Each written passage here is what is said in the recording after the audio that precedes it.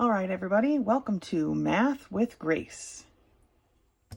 Today we're going to be working through Relations and Functions, Book 1204, Sections 7 and 8. Section 7 begins on page 24, and it's titled Period of Circular Functions. Now here's a definition. It says the period of a function is the displacement of x at which the graph of the function begins to repeat. So it's the point where our sine wave starts at 0, right? Goes up to 1, comes back down to -1, and then hits that 0 again. That's the period. Right now, at this point, anything after that is a repetition of this first period, okay? And it says the word frequency could also be used, okay? So period is another word for frequency. Down here it tells us that the value x equals 2 pi is the point at which the graph begins to repeat, that of the first quadrant, okay?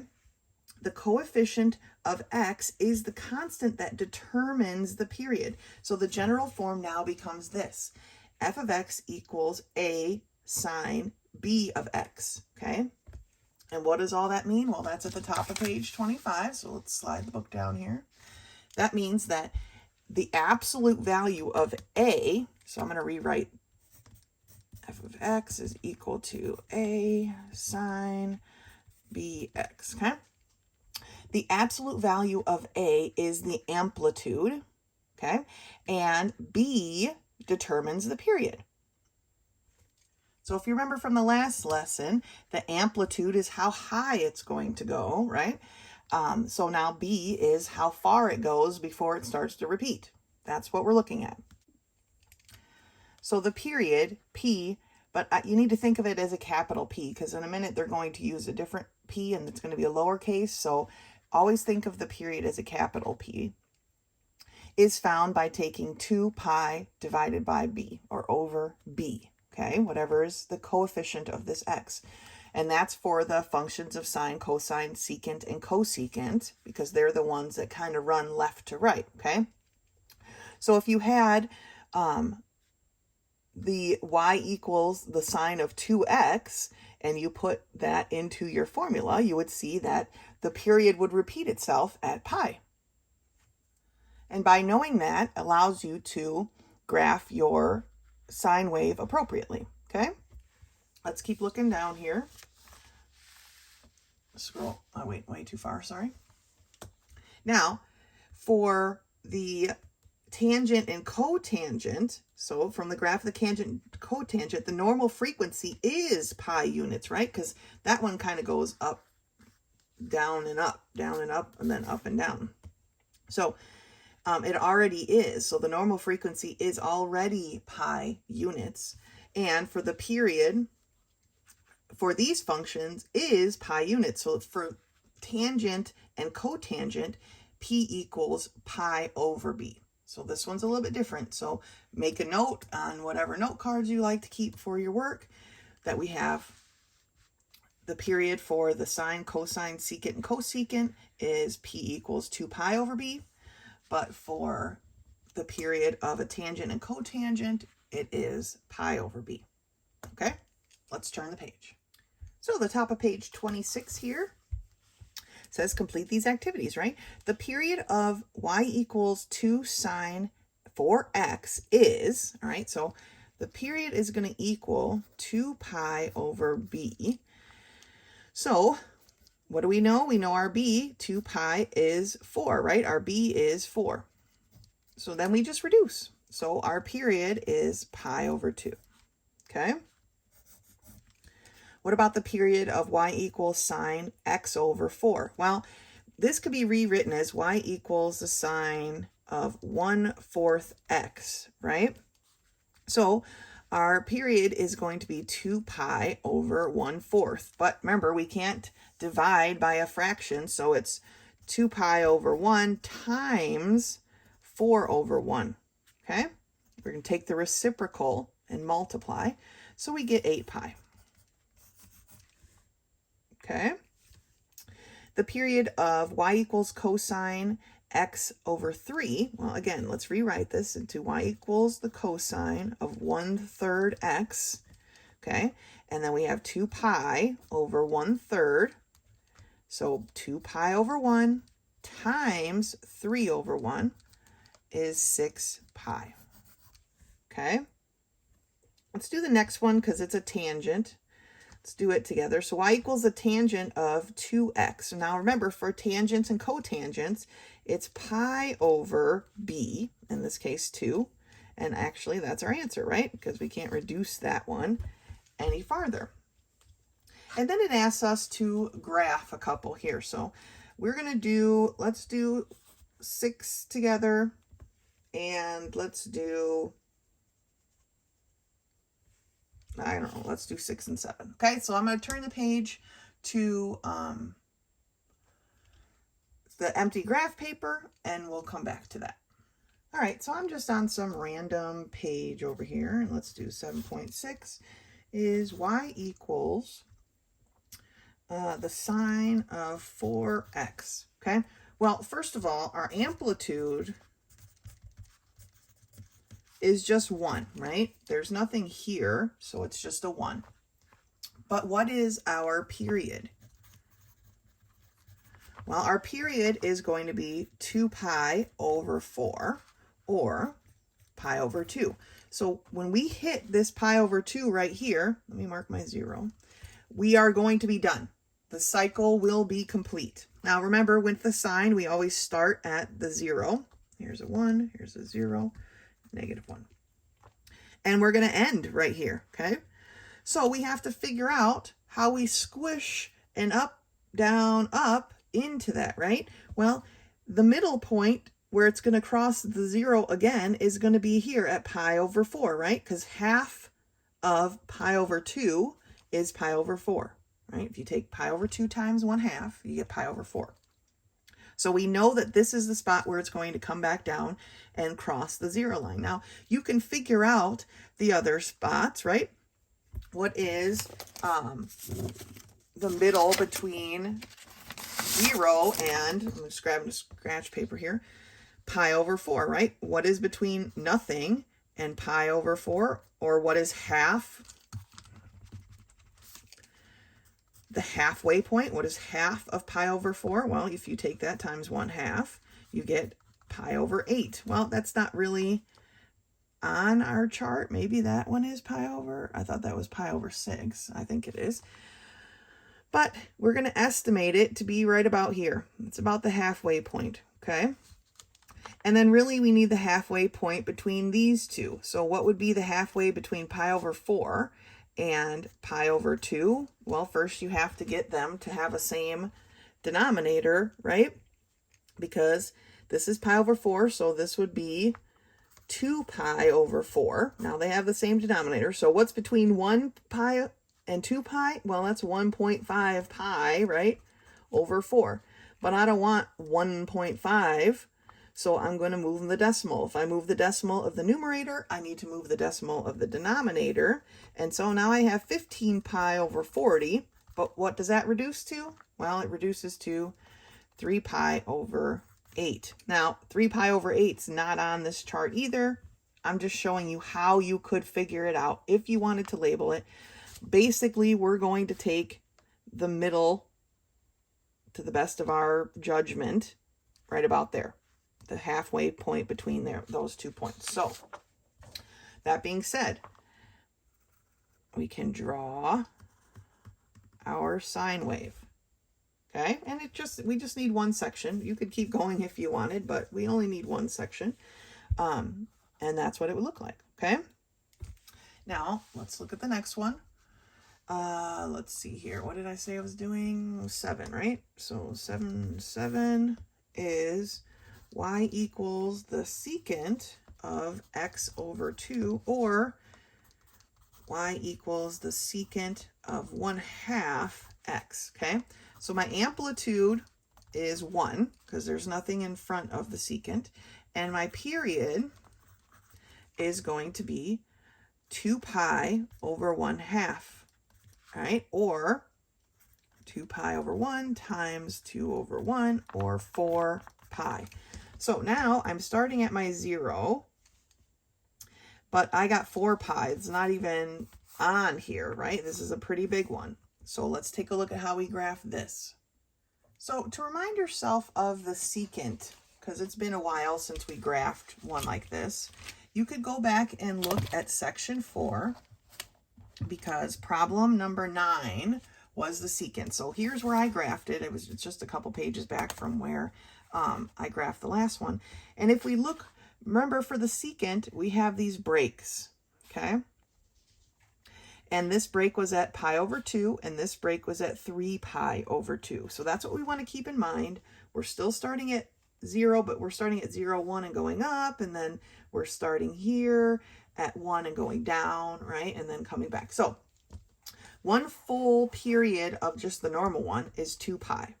So now, flipping back over here, our period here is 4 pi. That's twice as much, right, as we had a regular period for this type of graph before. So what I want to do is take my breaks, which were at pi over 2 and 3 pi over 2, and I need to double them. Okay, and when I double them, my 2's cancel, and that's now where my new breaks are. Let me grab my ruler real quick. So now at pi, I have a break line. So I'm going to come over here and I'm going to... Now this chart isn't going to be able to get all the way to 4 pi. It just isn't big enough, and that's fine with me. I don't, it's fine. So where is my 3 pi? Well, 2 pi is here. 3 pi is probably going to be off the chart, but let me check here on the math. Yeah, so our 3 pi is off the grid, which is fine. Let's mark our 1, negative 1, 0. So we know we're starting at 1, 0, and we're curving up along this line. So it's going to look like this still, okay? And then where do we start down here, right? That's the question, right? Now we need to know where's the middle here between pi and 3 pi, because remember 3 pi is over here somewhere, is our other dotted line, okay? Well, what is the halfway between 1 pi and 3 pi? That's right, 2 pi. So 2 pi is where our point is going to be for this one. And it's going to go down this way. And it's going to go down wherever this way, right? On and on. Down somewhere, wherever 3 pi would be. Okay? So we really can't fit too much of the secant on here, but that's okay. You fit what you can. These are the graphs that they gave us, so we'll use that graph paper as you keep going with the rest of those problems. All right? Don't forget to do the self-test for chapter 7. It is after the unit test. It's kind of stapled in there at this point. So flip past the unit test and that'll get you to the self-test. All right? Good job. All right. Page 29 starts section 8, the last section of this book, and it's called phase shift of circular functions. Now, the general form for the equation of a trigonometric function is this, okay? They keep tagging something on each time. But we have f of x equals a sine b, the quantity x minus little p. Remember I told you period is big P, here we have a little p. A is the amplitude. The period is calculated by using the B. And little p is the phase shift. So phase shift meaning rather than the sine wave starting at 0, sometimes it can shift one way or the other and start at a different spot, okay? And it says here, if p is a positive value, then it shifts to the right. If p is a negative value, then it shifts to the left. But what I want to look at here, and I need you to be careful with, is this negative sign belongs to the formula. So for p to be a positive, it would have to have this negative sign here. So it would kind of look like p is negative, but technically that would make it a positive p. Because if p was actually a negative number, this sign would be plus, right? Because we can't have a minus minus. It would change it to a plus. So keep that in mind, and it talks about that here in this little rest of this paragraph, but the way they start wording it, I feel like it's a little bit confusing. So just remember, the negative sign here is part of the formula. So to find your p, you've got to pull the p out of that, all right? And then if it's positive, we go to the right, negative, we go to the left, just like all kinds of graphing. So let's take a look at this first example they have here.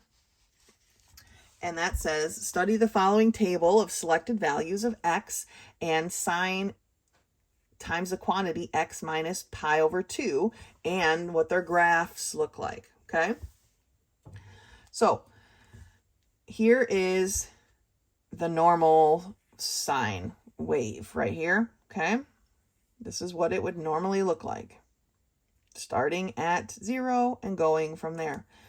Here is x minus pi over 2, okay? They've done it from this math, right?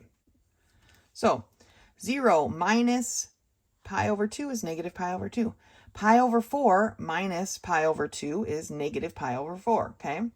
They're basically taking this and subtracting this pi over 2. That's how we end up with a 0 here. And so that gives us a different wave, okay? And then they find the sine of these things, and it gives us this, how we can actually graph it, okay? So it says, in the rule, f of x equals the sine of the quantity x plus pi over 2. The graph is moved pi over 2 units to the left, because remember, p has to be a negative here, so we have to go to the left, and we go pi over 2 units to the left. And these charts are so hard to read. Their numbers are so teeny tiny, right? But it's over here somewhere. Here's negative pi over 2 is where I would start. They don't quite go that far. They just shift it a little bit. So we just have to watch what we're doing. It's basically it. We want to shift it one way or the other. Let's turn the page. Now at the top of page 30, it says, if the given rule is in a form similar to this, so y equals 3 sine of the quantity 2x minus pi, first we have to rewrite it, okay, in this form. We have to pull this coefficient. We want our coefficient of x to be a 1. So we have to pull the coefficient out and leave behind what's here, okay? That way we are in this general form.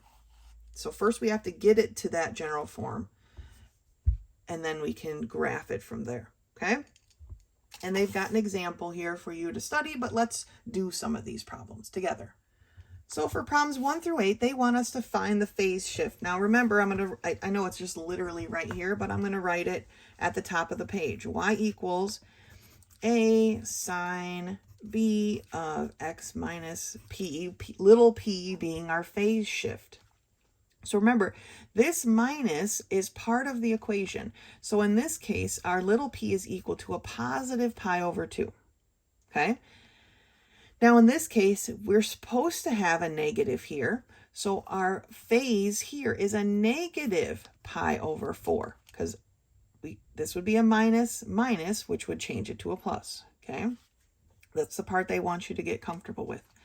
What about for number 3? Well, our phase shift, that minus is part of the formula, so it's a positive 3. Okay. One more, number 4. Our coefficient is of 1, so that's fine. So our phase shift is equal to, this is supposed to be a negative, so negative 5, I don't know why I wrote it like it's a fraction, negative 5 pi. Okay. If we put a negative 5 pi into here, then this would become positive, and that's what we're looking at. So be careful. Now, let's take a look at number 6, where we have to pull out a coefficient, right? So for this one, we have 3x minus 3 pi. If we pull that 3 out, it leaves us an x minus pi, right? Distribute it back through, we would get what we have. So our phase shift is equal to pi. Okay, so sometimes we have to pull that out. Now it want for 8, 9, and 8, 10, they want us to graph. So let's take a look at these. All right, so looking at 8.9, we have y equals sine of 2 times the quantity x plus 2. So our amplitude is equal to 1, right? Because there's nothing here before the sign. Our big P period is equal to 2 pi over 2, okay? Because that's the number that would be the coefficient of x, or pi. So now instead of it repeating at 2 pi's length, which would be normal for a sine, go from here to here, right? Now we have to shrink it down. Okay, it's about half the length. And what is our phase shift, our little p? Our phase shift is at negative pi over 2. So we're kind of condensing it. I wish they necessarily didn't have to put that 2 there, but, you know, for our first one, but we'll see what we can do, okay? So basically, we want to plot this smaller than normal, shorter, right, than period than normal, and we want to move it to the left, pi over 2. So we're starting at, and it's so tiny, but it's right here, negative pi over 2. And if our period is only pi long, if we take pi minus pi over 2, well, this would have to be 2 pi over 2, right? Then it would tells us here that 2 minus 1 basically is at pi over 2 is where it's going to be complete. So our pi over 2 is right here. Okay, so that's one cycle of completeness by the time we get to here. Now, if we look, pi over 2 to pi over 2, that makes sense, right? Because we said it's pi long. The halfway point is right here. Okay, that helps. And so if we just judge the middle, it would be right about, here's in one block, so right about here. And if we go in one block and then halfway again, it's right about there. Okay. When you go off to college to be a trigonometric wizard, you can be more precise. But for now, bam, that's good enough for me. Okay, so let's take a look at number 10. 10 says graph the secant of the quantity x minus pi over 2. So our amplitude is 1.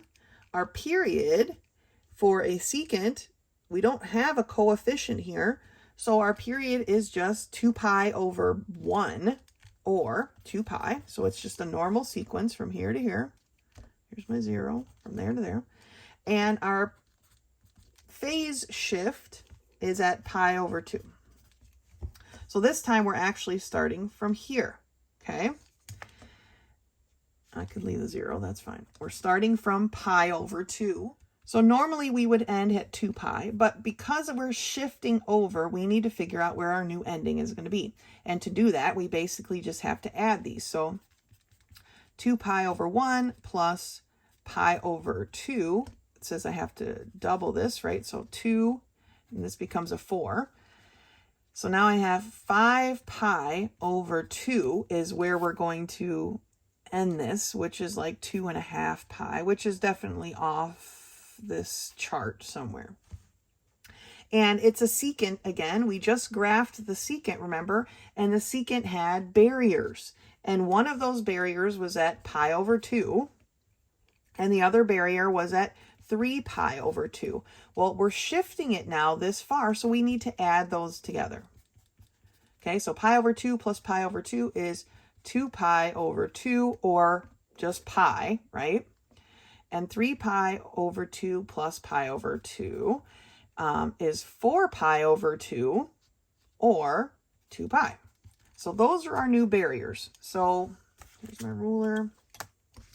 At pi, I'm going to have a barrier. And at 2 pi, I'm going to have a barrier.